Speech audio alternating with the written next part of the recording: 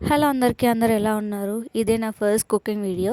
ఈరోజైతే నేను evening snacks చేస్తున్నాను. ఈ స్నాక్స్ అయితే మా ఇంట్లో అందరికి ఇష్టం. ఇప్పుడైతే నేను శనగలు తీసుకొని 2-3 టైమ్స్ అయితే వాష్ చేసుకున్నాను. వాష్ చేసుకున్న తర్వాత 2-3 అవర్స్ అయితే మనం నానబెట్టుకోవాలి. 2-3 అవర్స్ తర్వాత ఓపెన్ చేసి నేనైతే సాల్ట్ వేసేసుకొని విజిల్స్ అయితే పెట్టుకుంటున్నాను. ఇక్కడ 4-5 విజిల్స్ అయితే పెట్టుకున్నాను ఫస్ట్. దాని తర్వాత కొంచెం బాయిల్ అవ్వలేదని మళ్ళీ ఒక 1-2 విజిల్స్ అయితే పెట్టుకున్నాను. మంచి బాయిల్ అయిన తర్వాత నేనైతే సైడ్కి తీసేసుకున్నాను. ఇప్పుడైతే నేను పోపు పెట్టేసుకుంటున్నాను.